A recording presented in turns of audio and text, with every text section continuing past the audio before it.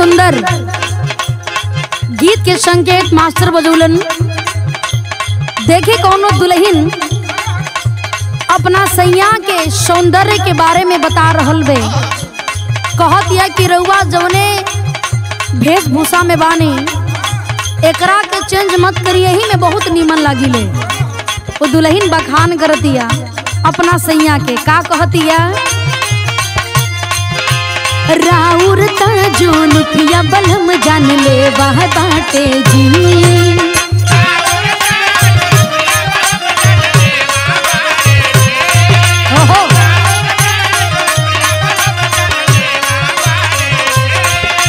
बोलिया ता मिठाई पाँच में वह बाटे जी।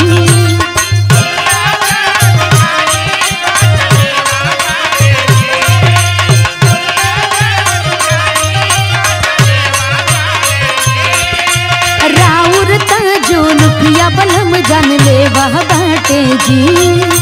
बोलिया का मिठाई पाँच में वह बाटे जी। रउरा में झकास कपड़ा करिया लागेला। रउरा में झकास कपड़ा करिया लागेला। सवरिया दढ़िया जनी बनाई बड़ा बढ़िया लागेला। सवरिया दढ़िया जनी बनाई।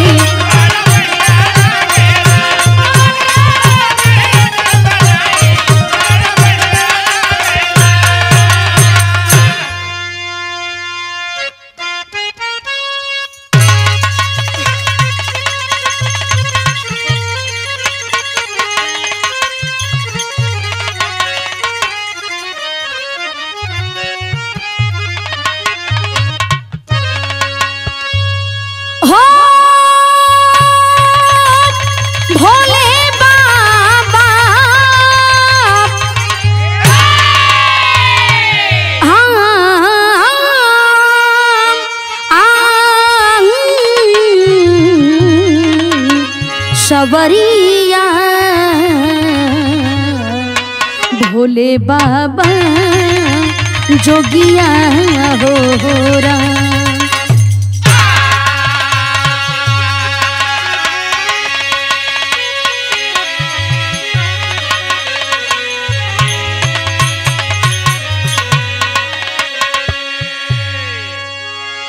अच्छा बाबूजी, हम गायिका अंशिका कुशवाहा और आप लोगों के बीच में एक धमाकेदार बिरहा आंसू इंटरटेनमेंट के सौजन्य से आप लोगों के बीच में जा रहल बा।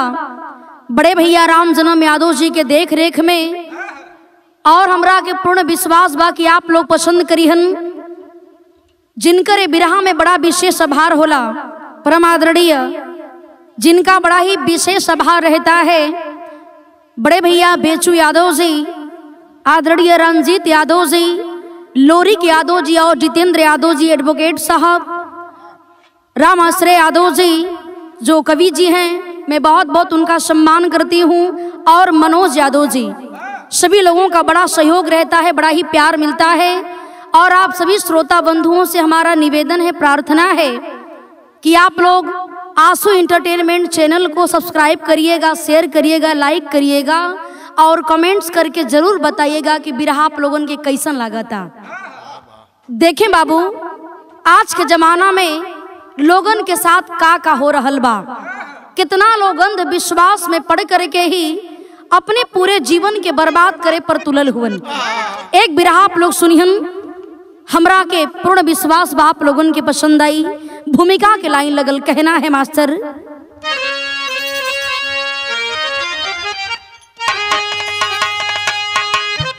क्या कहे आज भी अपने इस देश में,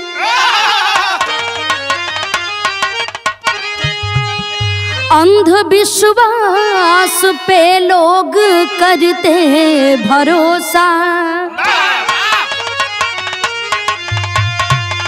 खुद से ज्यादा है विश्वास तांत्रिक पे इनको,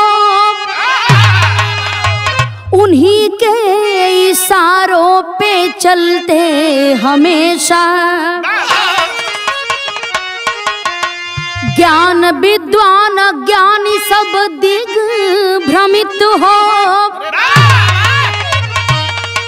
सदा इनके चंगुल में फंसते हैं जाई। घटना घटी ऐसी यूपी में निर्मम, सिया राम सबको दिया है हिलाई।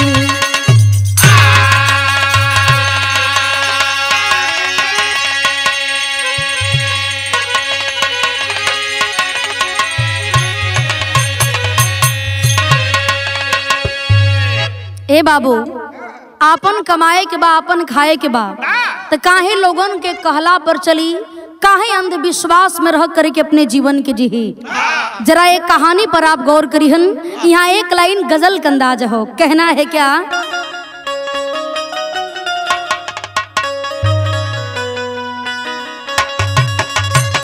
यह सच्चाई बा। अरे नहीं चाहिए,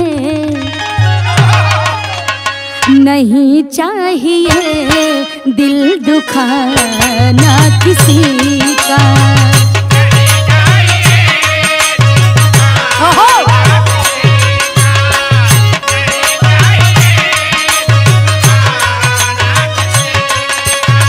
सदा ना रहा है, सदा ना रहेगा जमाना किसी का।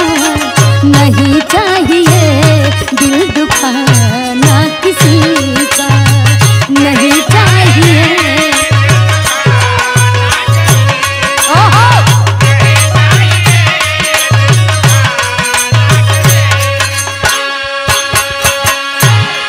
लेकिन बारे जमाने के लोग कहना है हद हो गई, हद हो गई है वानियत की।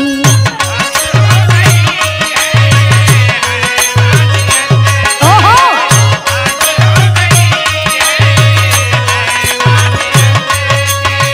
पतन हो रहा है, पतन हो रहा है इंसानियत की। हद हो गई है वानियत की।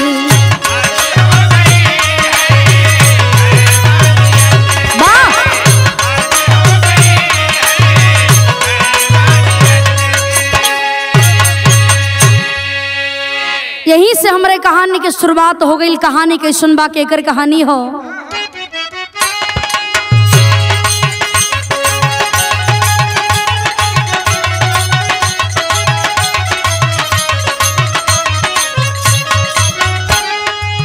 जिला अमरोहाबाद यूपी का जो शानी है,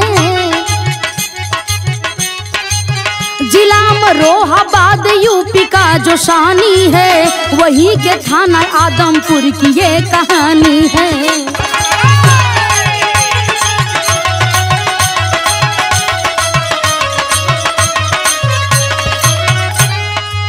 गांव मालुकपुर के रमेश यो कैलाश रहे, गांव मालुकपुर के रमेश यो कैलाश रहे। सगे भाई दो मकान देखो आस पास रहे।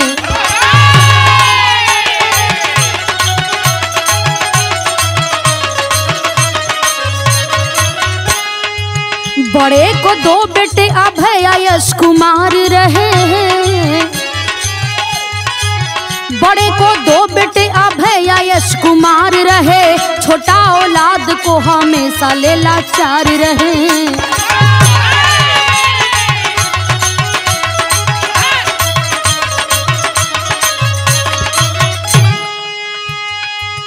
हुए तो तीन पर तीनों ने साथ छोड़ दिया, हुए तो तीन पर तीनों ने साथ छोड़ दिया। चौथा गर्भ में आया तो नया मोड़ लिया।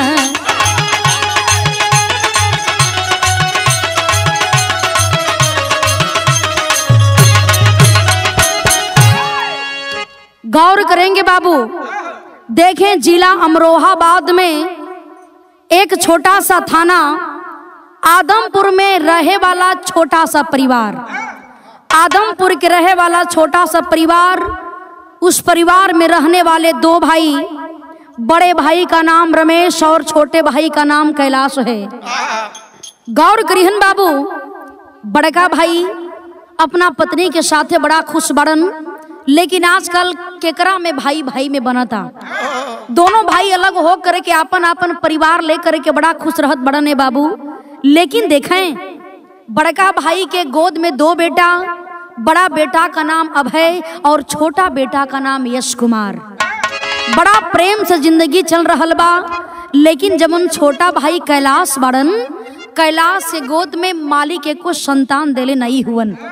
शादी भइले धीरे धीरे 4-5 साल बीत गई रहल, लेकिन गोदी में को औलाद नहीं बड़न बाबू।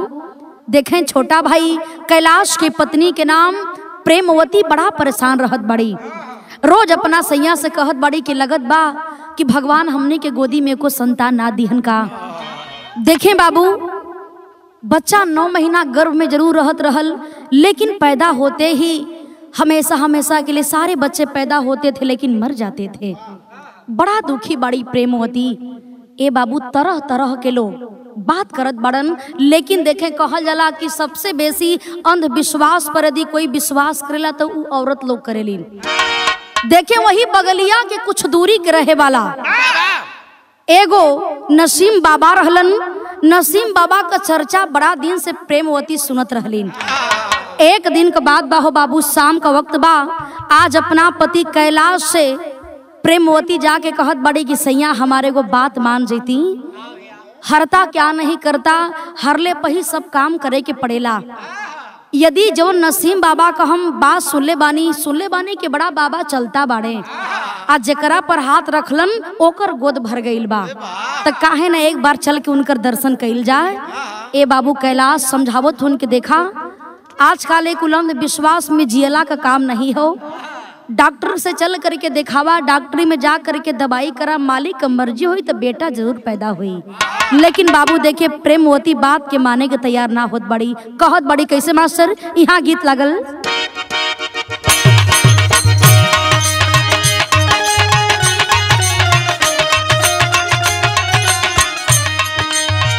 गौर करियन, यह गीत के लाइन हो। कोनो दुल्हन अपना सैया जी से बड़ी परेशान बे, कह दिया कि घरे आवत रहा तो हमार वाला गावत रहा, लेकिन जब बहरे जाता रहा तो तुम्हार मोबाइल हमेशा स्विच ऑफे रहता, माने हमरा के पागल बुझता रहा। दुल्हा को देख करे हमारा नी तू कहल का चाहता रू। दुल्हन बड़ा दर्द लगे कहत दिया कि एगो बात सुन, जब यह करे के बाद एगो काम करा।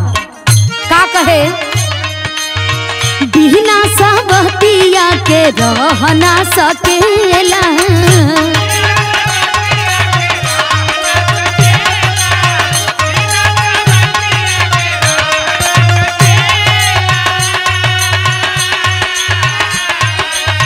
हमरा के झूठा हूँ तू झांसा में रखेला।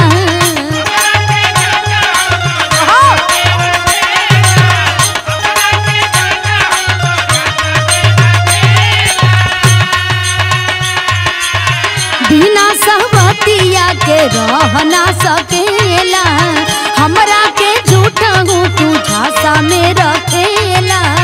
एक बेर दिल के सुकून कैदा, एक बेर दिल के सुकून कैदा, ए राजा जी एगो पुन कैदा, अपने ही हाथे हमार खून कैदा। ए राजा जी एगो पुन कैदा, अपने ही हाथे।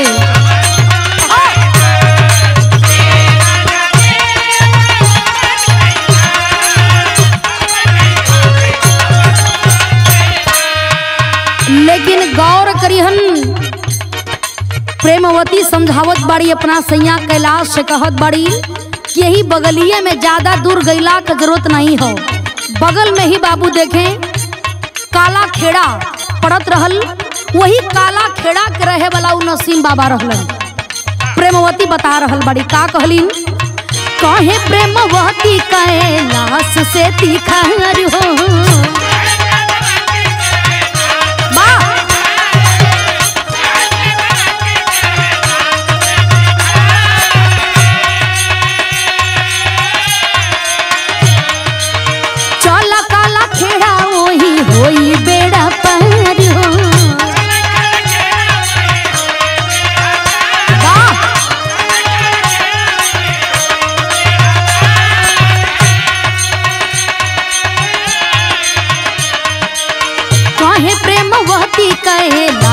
के तिखार हो, चल काला खेड़ा वही होई बेड़ा पार हो। एक बार बात हमार मान के चला, एक बेर बात हमार मान के चला, हमें भगवान तू जान के चला, छोड़ी सारा काम समाधान के चला।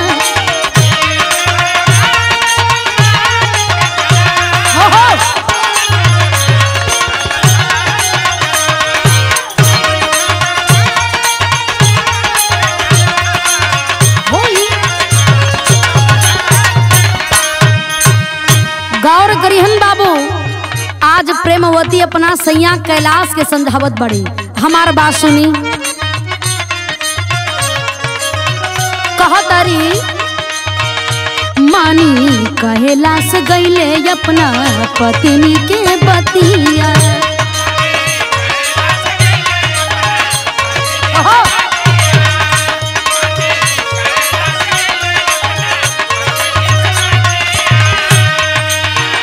बाबा नसीम हो बतबल जुगतिया।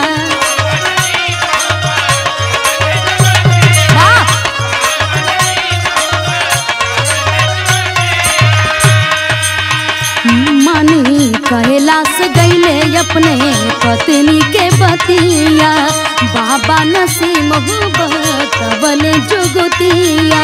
मिली सारा सुख संतान के चला, मिली सारा सुख संतान के चला, हमें भगवान तू मान के चला, छोड़ी सारा काम समाधान के चला।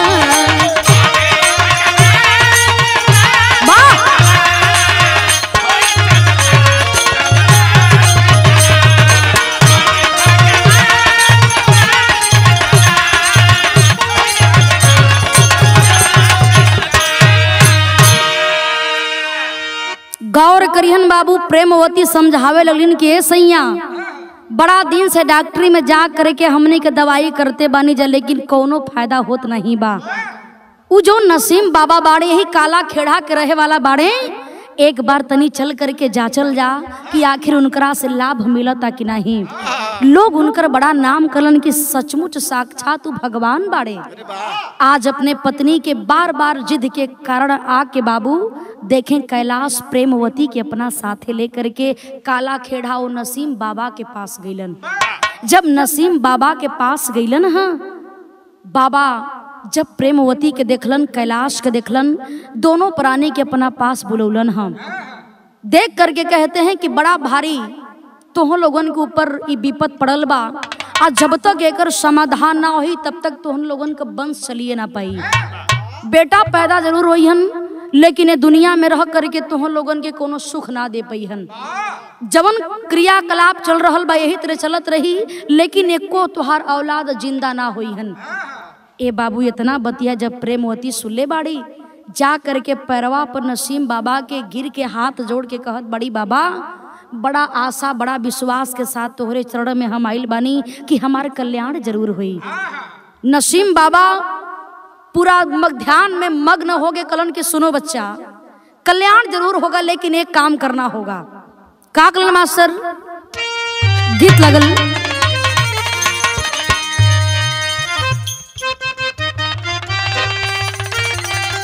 ओहो लोग कलन के नयका 9 दिन पुरनका 100 दिन। ये गीत आज भी बड़ा ताजी लगेले। कैसे? तारे नरिया रबा के बारी, अरे तारे नरिया रबा के बारी, ऊपर शाम गेदा लगाई दा।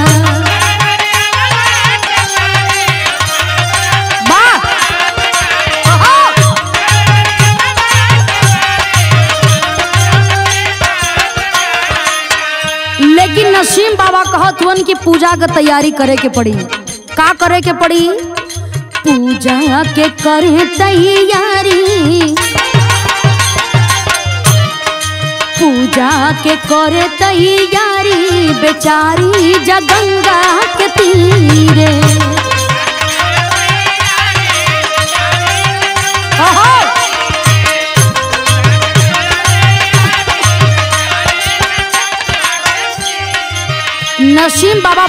बतावत उनकी पूजा का सामग्री में का होई।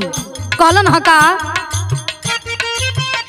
अरे बकरा के काट लहू पोतेली तनमा,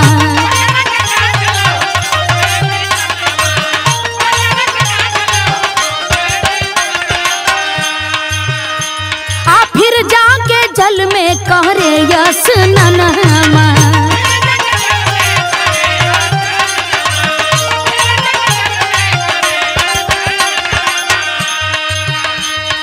अनहोनी का कोई टारी, अरे अनहोनी का कोई टारी बेचारी जा गंगा के तीरे।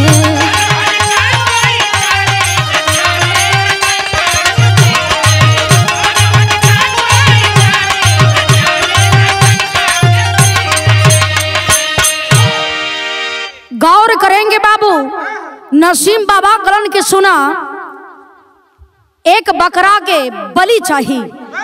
बकरा के काट करके बकरा का जमन खून होला वो खून के पूरे शरीर में अपने पोत करके आ जाके गंगा जी स्नान लोग कर ले बा। एकरा बाद तुहार वंश चले लागी, कुछ दिन के बाद तोहरे घर में खुशहाली आई और एक सुंदर बेटा का जन्म हुई। देखे ये बतिया के सुन करके कैलाश तनको खुश नहीं बाड़न।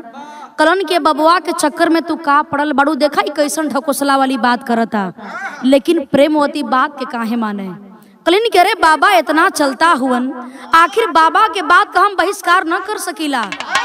का करे के भाई तेरे तो सबे लोग बकरा मुर्गा खाता, लेकिन वो हमरे फायदे के बात बना। ए सैया हमरे बात के मान जा। ए बाबू देखे आज अपने प्रेमवती के बात के कैलाश मल्लन और एक बकरा के काट करके दोनों प्राणी वो बकरा के अपने बकरा के खून से अपने पूरे शरीर के रंगलन है, जाके गंगा जी स्नान कैलन। कुछ दिन बीतल, देखें फिर बच्चा गर्भ में पड़ल बाबू।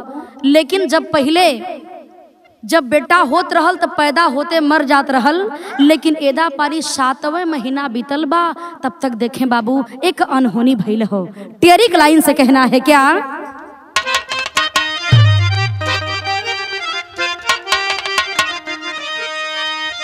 महीनामा अब ही 7वें बा लगल, अरे महीनामा अब ही 7वें हो, अरे महीनामा अब ही 7वें बा लगल, हो गए गर्भपात पैदा भय मरल लनमा। इतना जुगुती कैला के बाद देखें बच्चा हो करके मर जात रहल, लेकिन अब ही गर्भ में बेटा पड़ल बा। प्रेमवती गर्भ धारण कैले बाड़ी। 7वें महीना में बाबू देखें प्रेमवती का गर्भपात हो जाता है, गर्भ के अंदर ही बेटा मर जाता है, शिशु मर गईल। आज देखें आज ये सदमा के कैलाश बर्दाश्त न कर पावत हुन, जाके अपने पत्नी के डांट के कहत हुन, ए प्रेमवती तोहरा के हम बार बार समझौलीन कि कुल ढकोसला के चक्कर में मत पड़ाई, बिना मतलब का विडम्बना हो, केहू साधु सबाधु का बात मत सुना। आज के जमाना में केहू पर विश्वास कईल अच्छी बात नहीं बा। देखें बाबू कैलाश अपने पत्नी प्रेमवती के समझावत हुन। एक लाइन गीत लगल हो, कौन गीत बा,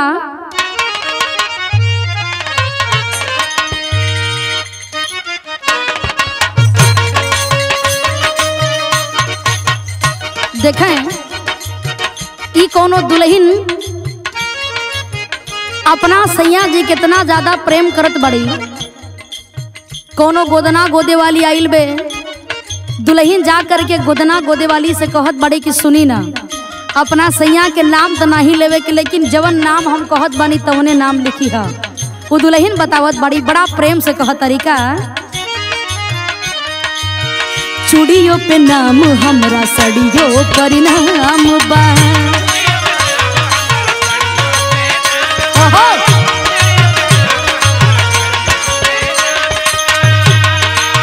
उनके खातिर हमार जीवन तमाम बा।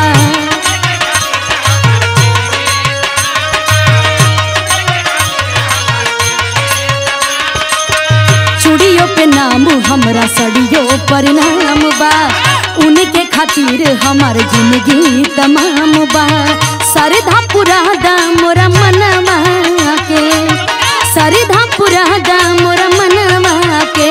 गोदा गोदा खाली फाइन गोदा नहवा से, गोदा गोदा खाली फाइन गोदा नहवा से। गोरे हथवा पे नाम सजनवा के, गोरे हथवा पे नाम सजनवा के। लेकिन कैलाश अपना पत्नी के समझावत हुन, प्रेमवती से कहलन हा का, कहे प्रेमवती के पति कैलाश हो।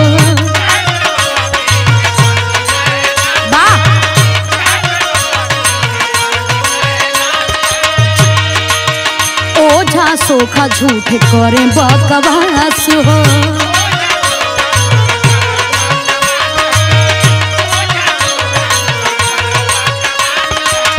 कहे प्रेमवती के पति कैलाश हो। ओझा सोखा झूठ करे बकवास हो। माना न उनके कहनवा के, माना न उनके कहनवा के। करा करा न अपने तू मनवा के, करा करा न अपना तू मनवा के। भाग होई त पैबू ललनवा के, भाग होई।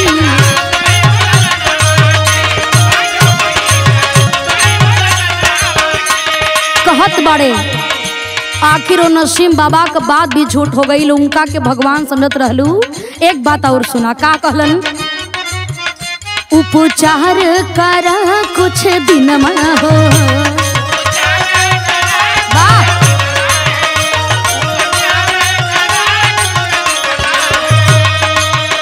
होई लिखल त सजे सपनमा हो।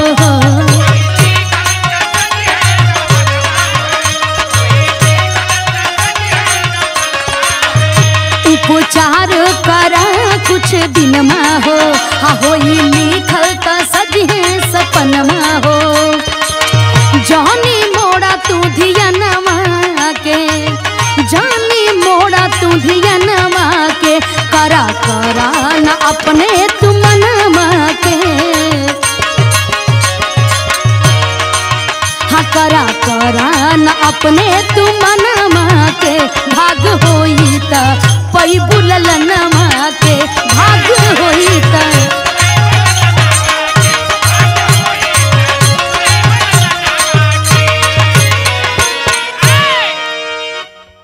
गौर करेंगे बाबू, कैलाश समझावत हुन। देखा प्रेमवती, ओझा सोखा का बात सचमुच सच ना होला। नसीम बाबा तर कहलू तोहरा के लेकर के गईलिन, कहलू भगवान बड़े, लेकिन कौनो फायदा नहीं भइल। ई कुल चक्कर छोड़ा, चला तोहरा के हॉस्पिटल में लेकर के चलत बड़ी। यदि मालिक लिखले हुई हम तो आज न तकाल हमने के गोद जरूर हरा भरा हुई। लेकिन हाई कुल चक्कर में पड़बू, बिना मतलब का पैसा रुपया लगी, लेकिन कोनो फायदा नहीं दिखत बा। देखा रानी, हमरे बात पर विश्वास करा। लेकिन देखें बाबू, कैलाश समझा के चल गिलन, कलन कि अभी कुल चक्कर में हम पड़े वाला नहीं बाड़ी। लेकिन प्रेमवती के मन में ये विचार चल रहा बा कि अब तो हमार सैया जी रूठ गईलन। नसीम बाबा का बात सत्य ना हो सकेला। एले उनकर हम इतना बढ़िया नाम सुन ले बाड़ी, एक बार तनी चल के और ट्राई मार लेते। का जानी बाबा कुछ और जुगती बता देतन तो हमार गोद भर जात। ए बाबू देखें, अपने नैहर का बहाना करके प्रेमवती अपना नैहर चल गईलीन। आ जा करके अपने नैहर के सपोर्ट से अपना भैया के साथ में लेलिन। कलिन के देखा भैया, जे दुख में ज्यादा काम देला वही के लोग चिन्हलन कि हे हमारे दुख सुख के संगी बाड़न। हम तोहार बहन बड़ी भैया, और हमरा ऊपर आज इतना बढ़िया कष्ट पड़ल बा। यदि हमरे गोद में संतान ना होई तो हमार जिंदगी व्यर्थ हो जाई, हमार जिंदगी व्यर्थ हो जाई। एक काम करा कि हमरा के भी काला खेड़ा नसीम बाबा से एक बार मिलवा दा। गौर करिहन बाबू, देखें आज अपना भाई के ले करके फिर काला खेड़ा नसीम बाबा के पास प्रेमवती गईली न। जब बाबा देखलन, कलन की क्या बात है बेटी, फिर वापस आ गई, कोई दिक्कत है क्या? ए बाबू प्रेमवती जा करके पैरवा पड़ के रो के कहत बड़ी बाबा जवन आप कहला तवन हम कैलीन, लेकिन फिर वह घटना घटे लागल। हमार 7 महीना के गर्भ रहल और गर्भपात हो गई। कितना बढ़िया हम कष्ट में बानी बाबा, कोनो दूसर उपाय होखे तो हमरा के बता दा। अब बाबा देखे बाबा का भाव और बढ़ल चल जात बा। कलन के देखो बच्चा, यदि कोई भूल हुआ होगा तभी ऐसी बात हो सकती है, नहीं तो हमारी वाणी हमारा वचन कभी खाली नहीं हो सकता। चिंता मत करो, सुनी गोद जरूर भरेगी, लेकिन अब इसके बाद और इससे बड़ा काम करना पड़ेगा। क्या कर सकती हो? इतना बतिया जब प्रेमवती सुलीन हाथ जोड़ के कलीन की बाबा आप जवन कहिहन हम तवन करे के तैयार बड़ी। देखें बाबू, यही के कहल जला कि अंधविश्वास से घिरी हुई है प्रेमवती। बाबा से कहत बड़ी कि बाबा आप जवन कहियन हम तवन करे के तैयार बड़ी। देखें बाबू, बाबा नसीम बाबा कलन की सुनो, पहले तो एगो बकरा का बलि चढ़ावल गई रहल, लेकिन एदा पारी एक मनुष्य के बलि देवे की पड़ी। यदि मनुष्य के बलि दिया जाई तो 100% गारंटी के साथ हम कह रहल बानी कि तुम्हार सुनी गोद जरूर भर जाई। ए लेके हमार वचन कबो खाली न जाला। इतना बतिया के बाबू देखें, जब प्रेमवती सुनले बाड़ी एक बार सोचे रलीन कि आखिर केकर हम बलि दीही। मनुष्य के बलि देहल तो बड़ा कठिन बात बा, लेकिन बारे स्वार्थ पाए करे जग प्रीति। स्वार्थ के लिए इंसान का भी गला काट सकता है। देखें माया में घिरल बाड़ी प्रेमवती कलिन की, चाहे कुछ भी हो जाए लेकिन हम अपन सुनी गोद भर करके रहब। घरे अलिन, फिर अपना घरे आ करके अपना पति कैलाश के साथे रहत बड़ी, लेकिन अपना पति कैलाश से कोनो बात ना बतौलिन कि हम फिर काला खेड़ा नसीम बाबा से मिले भी गई रहलिन।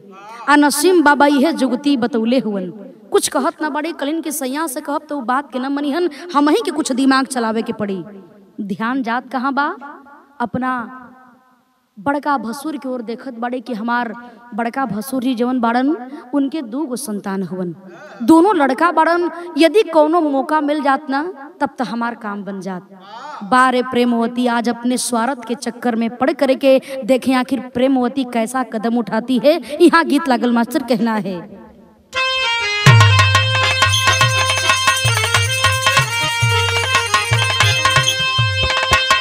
यह गीत के लाइन है, गीत के स्वर्गीय रामदेव गुरु जी गावे। कैसे गावे मास्टर? अरे सुनी कैला बलमु, अरे सुनी कैला बलमु, कचौड़ी गली सुन कैला बलमु, मिर्जापुर के कैला गुलजार हो, कचौड़ी गली सुन कैला बलमु।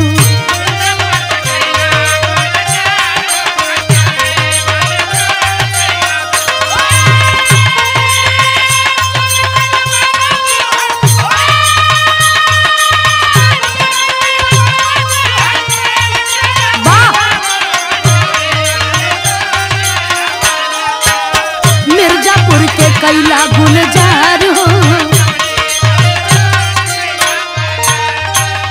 बाहरे प्रेमवती देखें पाप सर पर मडरा रहल बा।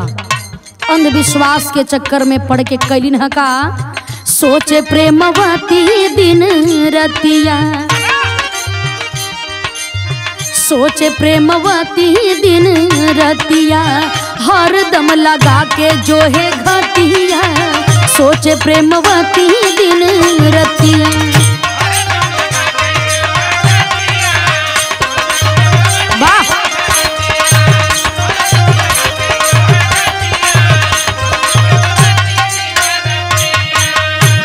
गौर करेंगे बाबू, प्रेमवती सोचे लगलीन बगलिए में बड़का भसुर के घर बा, यानी कैलाश के बड़े भैया जेकर नाम बा रमेश, पत्नी के नाम बा पूजा।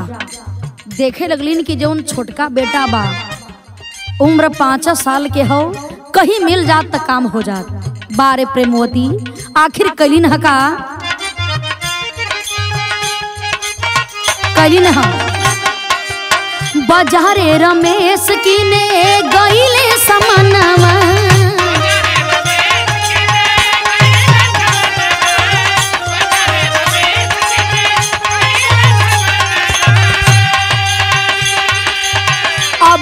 स्कूल यश सुतल बा भवनवा।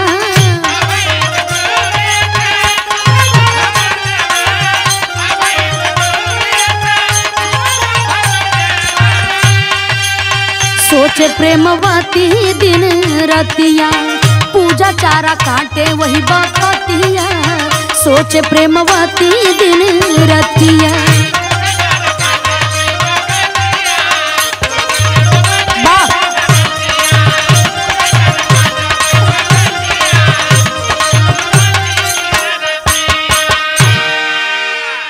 गौर करेंगे बाबू, नसीम बाबा का बतिया याद बा। देखे प्रेमवती कलीन की बाबा कहले हुवन कि यदि कोनो मनुष्य के हत्या करे के आ ओकर लाश हमरा पास लेकर के अबू, वही लाश से तोहार उपचार हो जाई। कहे कि एगो मनुष्य के बलि जरूरी बा। सोचे लगलिन कि भगवान अब हम का करी। तब तक देखें आज अपना भसुर के तरफ, घर के तरफ ध्यान गईल। छत पर से जा करके देख रहल बाड़ी। बाबू देखें रमेश कोनो काम से घर से बाजार में गईल हुवन। बड़का बेटा रमेश का बड़का बेटा अभय स्कूल में पढ़ाई करे बदे गईल हुवन। लेकिन पूजा, रमेश की पत्नी पूजा चारा काटे बदे अपना खेते में गईल बाड़ी। लेकिन जो छोटका बेटा बा उम्र ढेर नहीं, मात्र 5 साल के हो, यश कुमार, जेकर नाम बड़ा प्यार से यश रखले रहलन। यश मुन्ना वही घर में आंगन में सुतल हुवन। यश के तरफ नजर पड़ल बा प्रेमवती के। जब प्रेमवती देखलिन कि यश मुन्ना सुतल हो, तक अब ऐसे बढ़िया मौका ना मिल सकेला। घर पर केहू ना बा। ए बाबू देखें प्रेमवती घर के अंदर जाती है और देखें चुपके से सुतले अवस्था में यश मुन्ना के पकड़ करके अपने घरवा में लेकर के एलीन। और देखें बाबू सुतल बा छोट मुन्ना। तब तक जब वही यश के नींद खुलल बा, तब तक देखें बाबू वह प्रेमवती आज अपने स्वार्थ में पड़ करके उस छोट मुन्ना के गला दबावे चालू कैले बा। यश के आंख में आंसू बा। यश रो रो के कहतुन कि चाची इतना बढ़ियार पाप काहे करत बड़ू चाची, हमरा के मत मारा चाची, हमरा के मत बड़ा बड़ा बेजोड़ प्यास लगल बा, बहुत तेज प्यास लगल बा चाची, पानी पिया दई, का करत बाड़ू। लेकिन बारे वह पापिन अपने स्वार्थ में पड़ करके सर पर पाप सवार है। आज वह पापिन हत्यारिन बन जाती है बाबू। और देखें आज वो यश के गला घोट करके और हमेशा हमेशा के लिए उसकी जान को ले लेती है, जान से मार देती है। वह पापिन प्रेमवती मार करके भूसा वाला घर रहल ले जा करके वही में छुपा देलीन।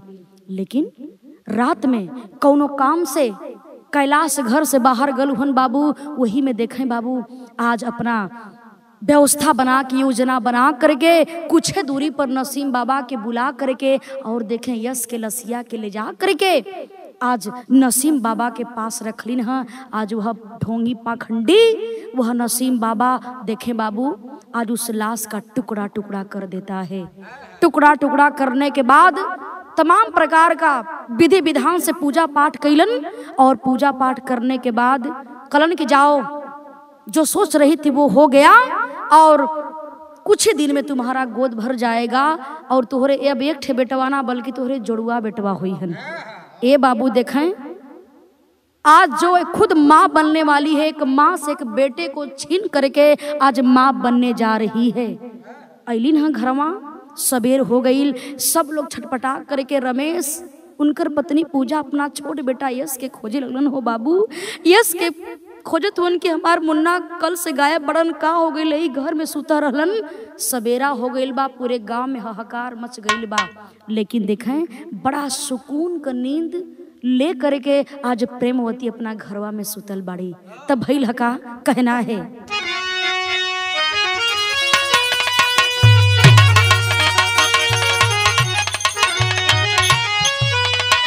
अरे फटे कलेजा पूजा करे रुदनवा मनवा माने ना।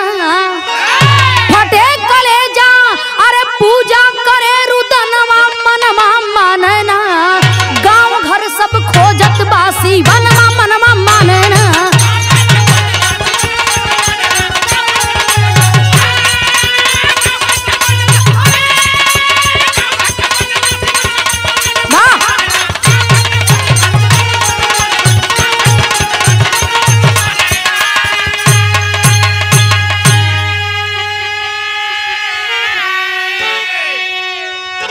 गौर करिहन बाबू, देखें इस पूरे गांव में हल्ला मच गईल कि रमेश का जौन छोटका बेटा यश रहलन कल से शाम से गायब बाड़न। सवेरे दुआरे पर सबकर भीड़ लगल बा बाबू।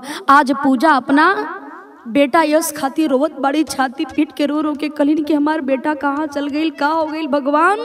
लेकिन देखें वही दिनवा बड़ा सुकून से अपने घर में अंदर से दरवाजा बंद करके प्रेमवती बड़ा सुकून कर नींद सुतल बाड़ी। बाहरी से कोनो मतलब नहीं बा। लेकिन ए बाबू देखें सब लोग आ करके तरह तरह के बात करे लगल कि रे कुछ दिन पहले ते घर में बड़ा मिलाप रहत रहल, लेकिन सब लोग जे सुनत बा ते दरवाजे पर आवत बा, लोग रोवत हुवन बिलखत हुवन। लेकिन जौन इनकर देवरानी बाड़ी प्रेमवती अब ही ले सुतल बाड़ी।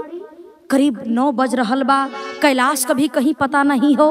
लेकिन ए बाबू देखें कुछ देर के बाद करीब 9:30 बजल, प्रेमवती दरवाजा खोल के बहरा निकलत बाड़ी, लेकिन चेहरे पर जरा सा सिकन तक नहीं बा। ए बाबू रमेश रोवत हन, उनकर पत्नी पूजा रोवत बाड़ी, बड़का बेटा अभय रोवत बाड़न कि हमार छोटका भाई यश कहाँ चल गईल। ए बाबू देखें सब लोग गांव के लोग जुटल बा, सब लोग रो रहल बा। 2 दिन बीत गई, 4 दिन बीत गई, यहाँ तक कि 5 दिन बीत गई। जब 5 दिन बीतल हो, बारे प्रभु लाख कोई चतुराई करे, लेकिन जो प्रभु लिखले हुवन विधि के विधान के कोई मिटा न सकेला। एले की आज के दुनिया में कभी भी चोरी हत्या पाप कबो छुपिए ना सकेला। 5 दिन जब जैसे ही बीतल हो तब तक देखें भैला का आल्हा के लाइन से कहना है।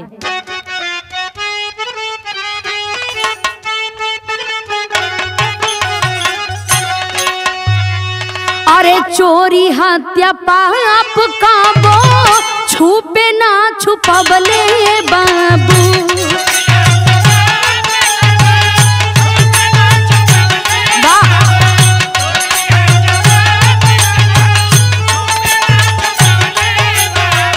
चाहे जितना जुगुती लगावे इंसान बने,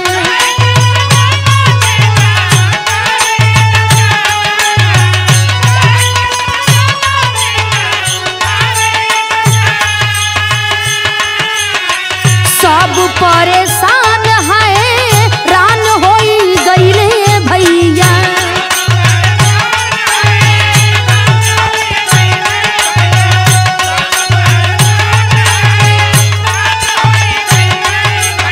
लेकिन प्रेमवती सुते चादरा के तांगन,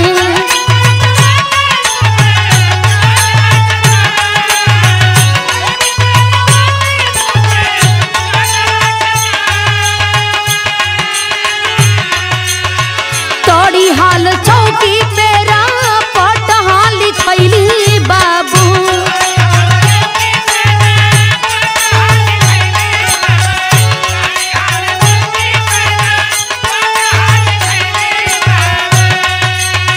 पुलिस सहित नात बाटे परेशान,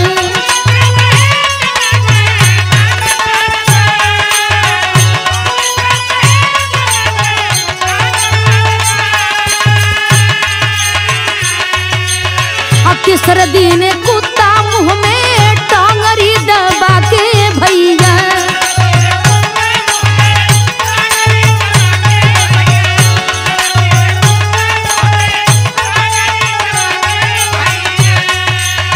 आवत रहल देखले बाटे गांव के किसान,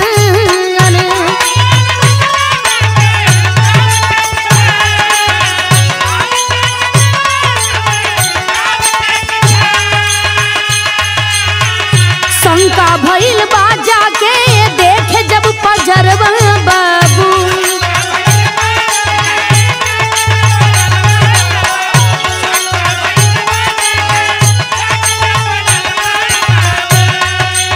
सब ही लगावे लगले देखा अनुमान,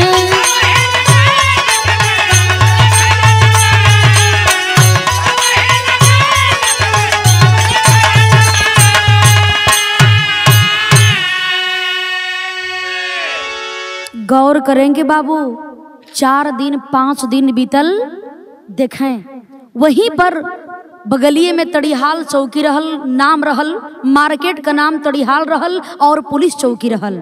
वही तड़ीहाल पुलिस चौकी पर रपट लिखवावल गईल।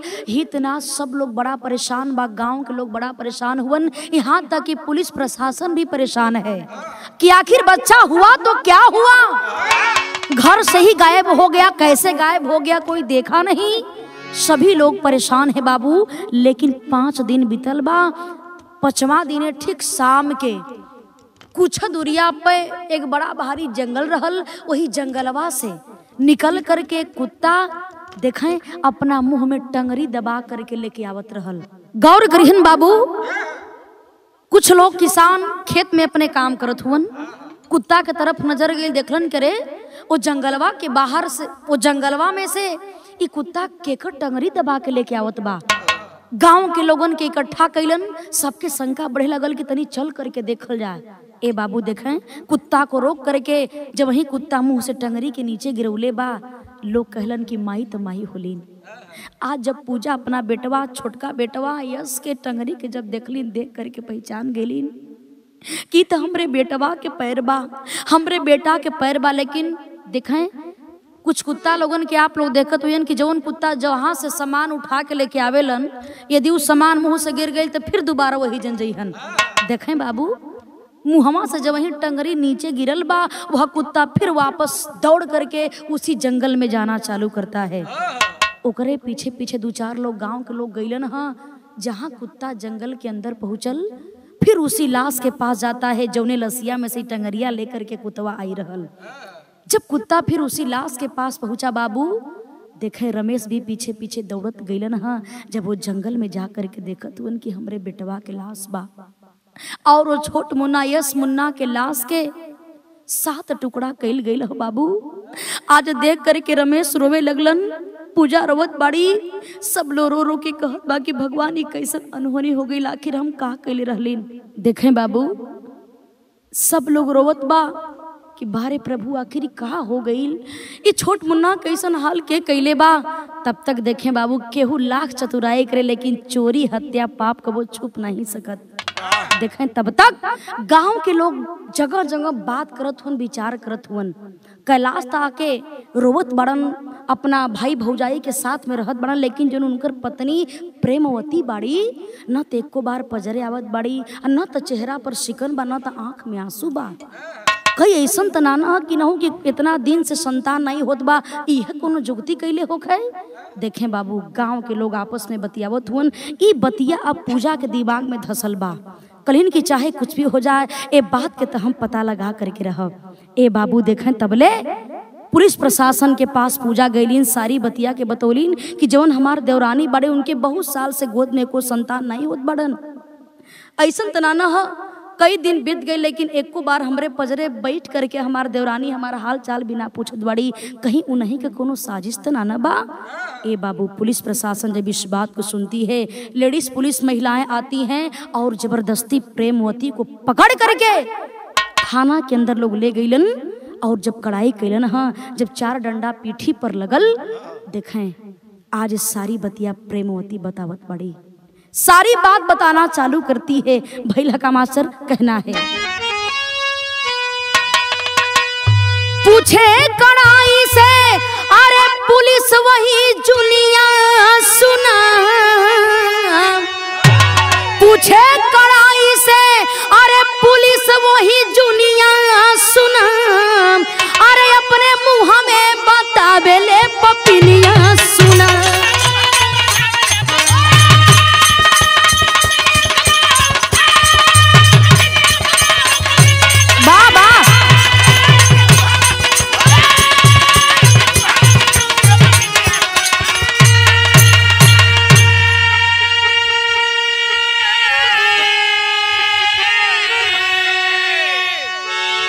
गौर करेंगे बाबू, देखें आखिर में जब वही पुलिस का डंडा पड़ल बा प्रेमवती के पीठ पर, देखें पुलिस प्रशासन पूछना चालू कर देती है, आखिर तुमने ऐसा क्यों किया, क्या बात है।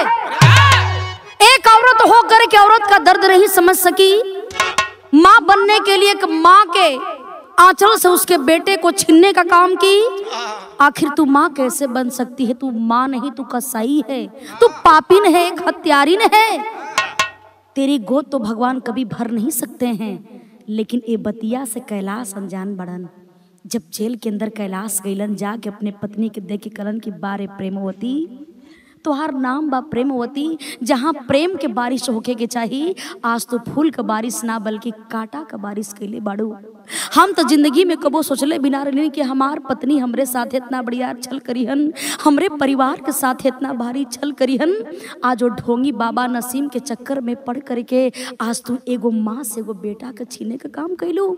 जा, आज के बाद हमार तो हर कोनो संबंध न रही।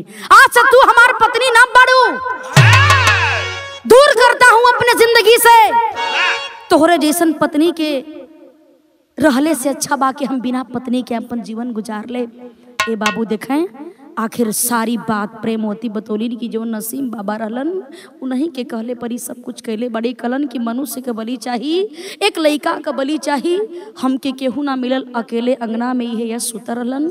यही यश के मुआ के वो बाबा के पास ले गलीन। बाबा ए छोट मुन्ना के लाश के साथ टुकड़ा में काट के विधि विधान से पूजा कैलन। हमसे बहुत बड़ी यार भूल हो गई, हमरा के लोग माफ कर दा। लेकिन आखिर वो पापिन के कोई माफ कैसे करी? उसी के साथ देखें बाबू, वह नसीम बाबा भी पकड़ा गया और उसे भी कारावास होता है। और देखें वह हत्यारिन प्रेमवती को भी कारावास होता है।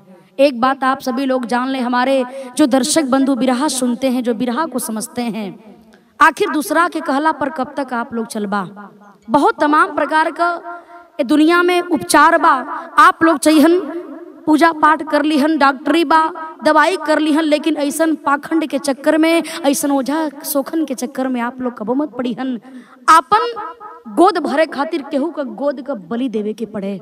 देखें बाबू, आज अंधविश्वास के ही चलते आज वह प्रेमवती हमेशा हमेशा के लिए दुनिया के नजरों से गिर गई। और आज भी वह नसीम और वह प्रेमवती दोनों कारावास में हैं। तो कहानी हमारे खत्म भइल। आखिरी लाइन में कहना है, गुरु बिहारी गुरु रमन श्यामा भय स्वर्ग के वासी,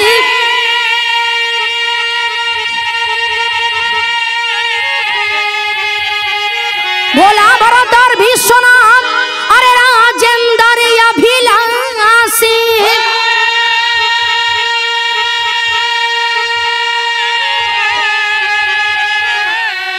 महीनमा अब ही शत में बह लगल, अंशिका सिया राम के यही से होला गनमा, महीनमा अब ही शत में बह लगल।